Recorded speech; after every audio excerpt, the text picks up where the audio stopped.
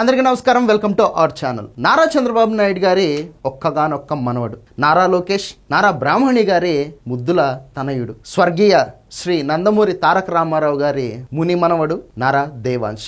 నారా దేవాంశ్ చాలా చక్కటి ప్రతిభ కలిగినటువంటి బాలుడు. అంతేకాకుండా పెద్దలంటే గౌరవం, సంస్కారం, మంచితనం కలిగినటువంటి అబ్బాయి. నారా దేవాంశ్ తన ప్రతి పుట్టినరోజు మార్చ్ 21వ తారీఖు జరుపుకుంటాడు.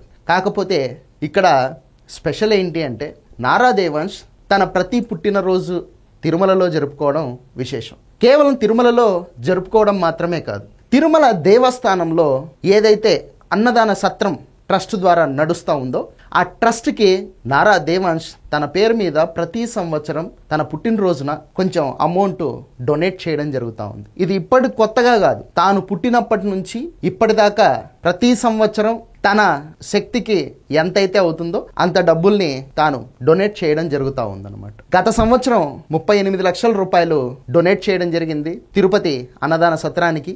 ఈ సంవత్సరం 44 లక్షల రూపాయలని తిరుమల తిరుపతి దేవస్థానం అన్నదాన సత్రానికి నారా దేవాంశ్ డొనేట్ చేయడం జరిగింది.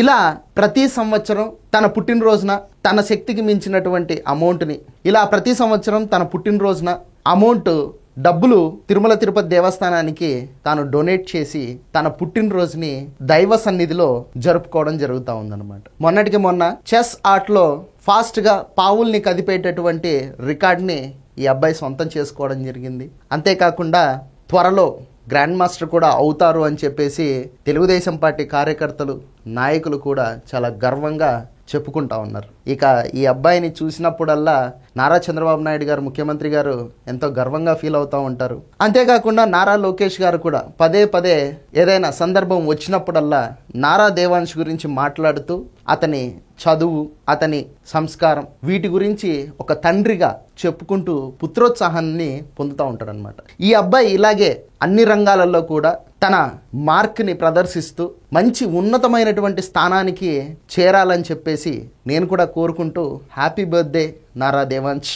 ఇది వీడియో. ఈ వీడియో నచ్చితే లైక్ చేయండి, సబ్స్క్రైబ్ చేయండి, షేర్ చేయడం మాత్రం మర్చిపోద్దు. Thank you.